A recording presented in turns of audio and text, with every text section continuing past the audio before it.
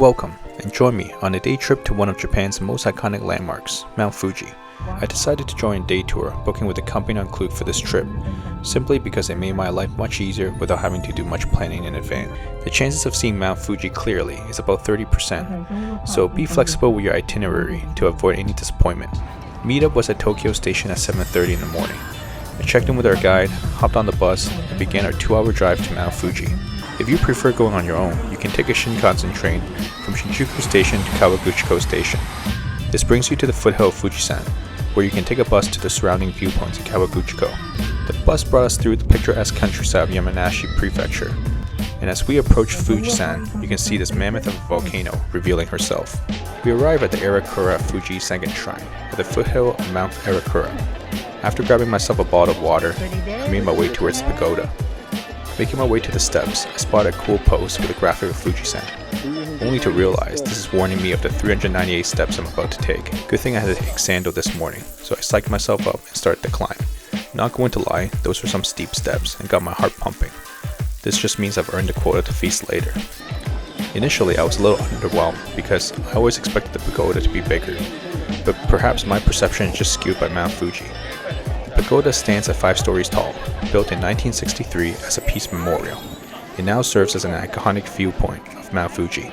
The pagoda is also surrounded by many cherry blossoms, offering a magnificent view during the sakura season. While looking for the observation deck, I realized the giant line in front of me is filled with people doing the same thing. With an estimated time of 60 minutes, I just kept walking up the switchbacks until I stumbled upon this new viewpoint with the majestic Mount Fuji revealing herself. Fujisan stands at 3,776 meters tall, making it the highest peak in Japan. With its last eruption in 1707, it is a symbol of Japan's natural beauty and cultural heritage, often depicted in its art and literature throughout the centuries. It was designated as a UNESCO World Heritage Site in 2013. Fujisan truly holds a special place in the hearts of Japanese people. It was an absolutely stunning view, and being able to enjoy it without a crowd of people surrounding me was a bonus. So the key here is to follow the trails and find your own favorite view. Frankly, I would have continued climbing if I wasn't bound by the tour. To keep up with the schedule, I quickly descended and made my way over to the Hikawa clock shop, which is just down the street from the Shimoyoshida station. The intersection next to this shop earned its fame from the uninterrupted view of Mount Fuji, framed perfectly by the street and surrounding buildings. If you walk away from the crowd a little bit, you will still get a perfect picture on the sidewalk. Just make sure you comply with the traffic rules here.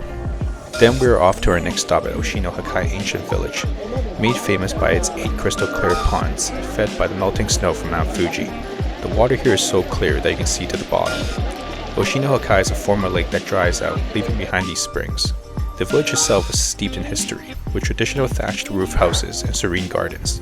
It is a popular destination for visitors who come enjoy its beauty, especially Fujisan casting itself in the backdrop.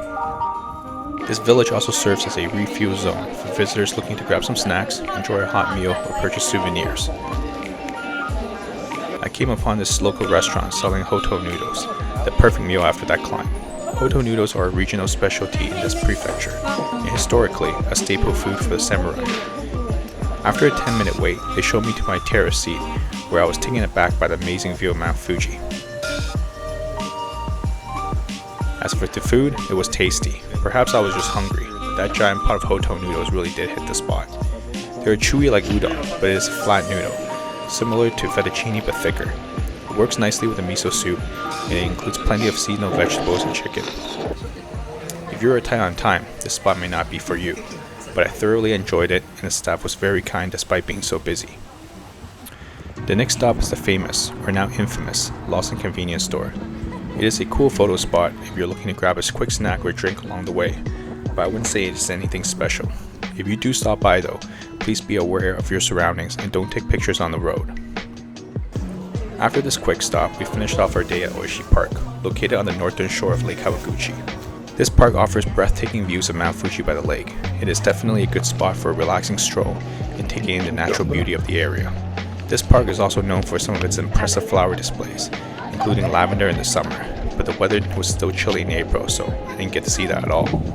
Overall, I enjoyed the tour very much, as it was convenient to have the bus take us around to all the spots I wanted to visit. However, with any tours, you are bound by their schedule. One family actually had to take a cab to the next spot because they were late for the bus. Perhaps the best way to explore Mount Fuji and Kawaguchiko would be to rent a car.